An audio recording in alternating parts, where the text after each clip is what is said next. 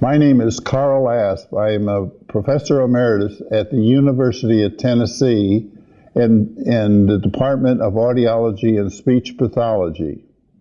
I'm here to share with you in the International Symposium on May 22nd in Zagreb, celebrating the 100th year of Professor Petar Gurberina. The title of my presentation is Gurberina's Verbal Tunnel Below the Word Level. And I will explain the therapy and tools to work below the word level and get excellent results. My history with Professor Gurberina, or Gurberina some people say, started in 1964 when I was a doctoral student at the Ohio State University, and he was a visiting professor.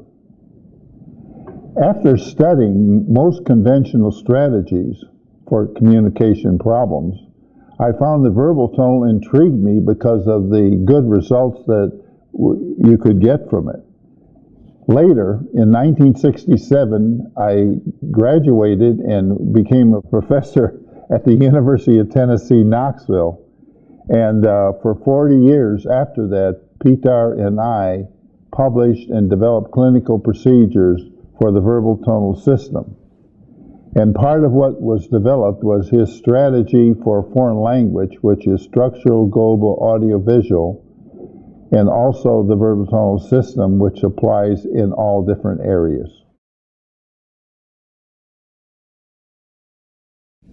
The unique thing about the verbal tonal strategy is that it applies to all communication problems. Whether you're a child or an adult with a hearing impairment, wearing a cochlear implant or a hearing aids, or a number of hearing aids, or whatever, or in speech, if you're autistic, you had speech problems, you had aphasia, you had stuttering, or all these different problems are approached with the same strategy, and that's the strategy I'm going to be talking about as we go along.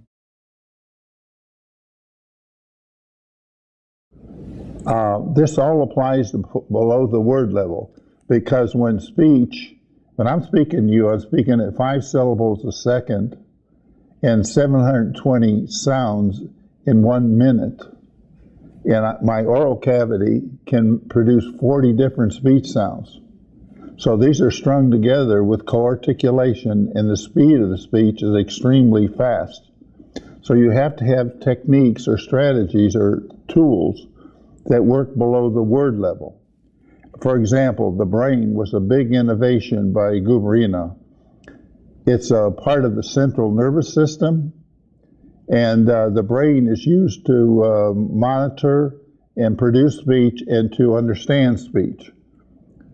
Most clinicians work from the ear or the tongue point of view. When they work with what they see. You can't see the brain, but the brain is where the processing occurs. Well, the vestibular-cochlear model that Petar and I worked together was that you not only hear speech, but you feel speech. And when you feel speech, when you move your articulators and your body, that is where the vestibular system becomes very important. And so we work together with vestibular, feeling speech, feeling rhythm, and producing rhythm, and hearing it. Well, the body's important, and I did a study on muscular generalization where if you increase the tension in your hand, like squeezing something, the pitch of your voice will go up. In other words, this tension here transfers to here. Or if you take your hand and go up like this for intonation, you're increasing the intention. Ah. So the body and the tension is very important in muscular generalization is part of that, and space perception is how we orientate ourselves in space, in the oral cavity, in space as I'm moving my arms now. I hold my arm out here. I don't have to look at it. I know where it is. Same with my tongue and other parts of my speech mechanism. Well, body movements are in rhymes. are important when you're working below the word level. Like take duration as a parameter. Ah. So it can be long or short. It can have change in tension, as I mentioned before. So when you can change, so you can take your body and shape how the mechanism and how you perceive. Because how we produce speech is how we perceive speech. And here's an example of body movements and rhyme. Ah, boo, ba, boo, boo, boo, ba. Now, children can follow that, and then you can use that. So that's one, or shower, shower, take a shower, wash your hands, take a shower. Another idea of movements is that when you say the word like, I cannot go out, it's raining, rather than say the word because, you just pause with tension. I can't go out, it's raining. So pauses are as important as the actual phonation that you make.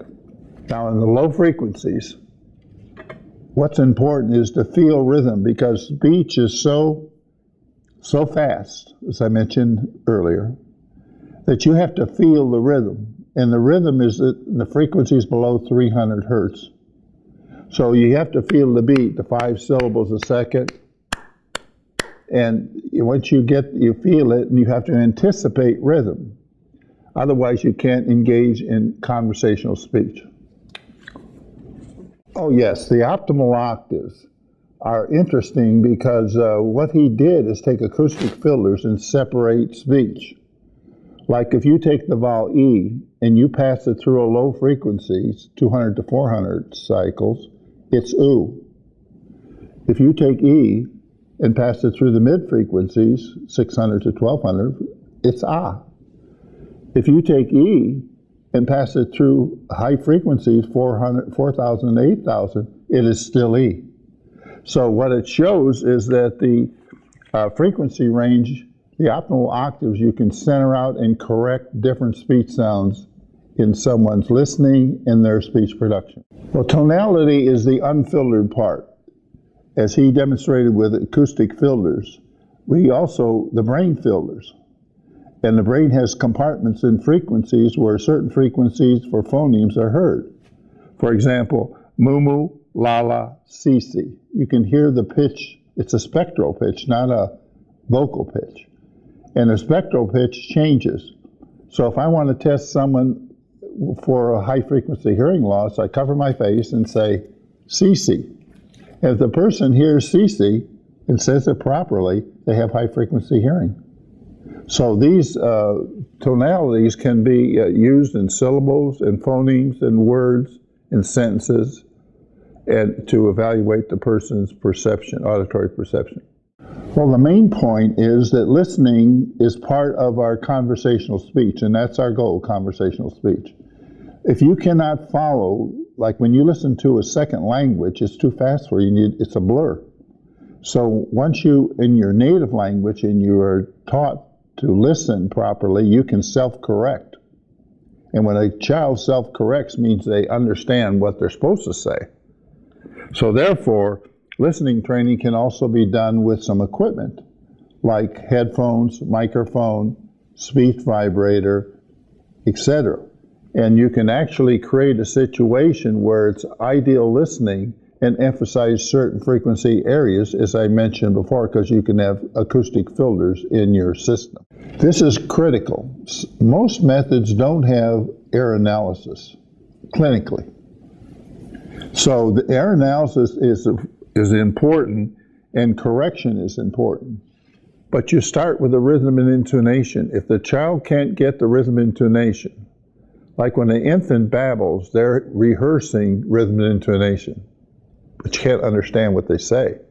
So when you start to get at the word level, you have to correct their rhythm and intonation of a phrase or a sentence or whatever the utterance is. And then you can go down to correcting individual sounds. So if I say to the child, Sisi, and they say, Shishi, their error is a little bit lower in spectral pitch, and I have to find a way to get it into the higher spectral pitch. And those ways are with equipment is one, or body movements is another, like CC,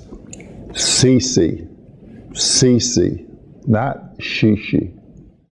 Verbal tonal is unique in the things I mentioned earlier, and you have to come with a passion in anything you do.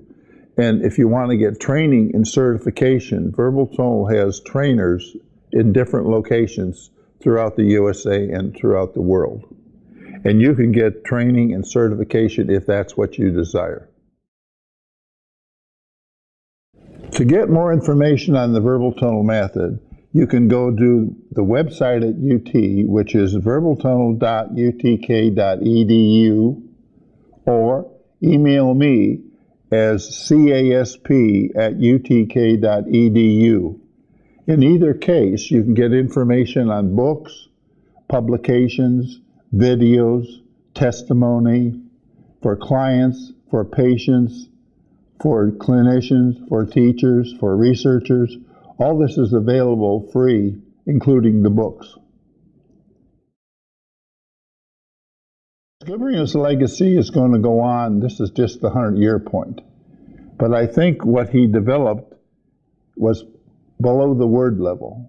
For example, intonation. The critical thing of intonation, I cannot go out. It's raining. Or my phone number, 523-0969. I paused.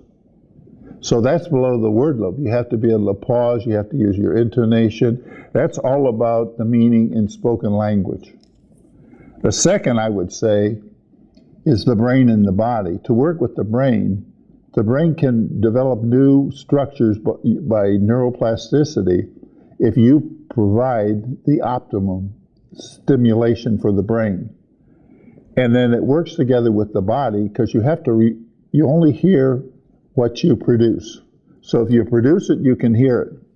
So therefore, you have to be able to produce these rhythms and intonations, not just hear them.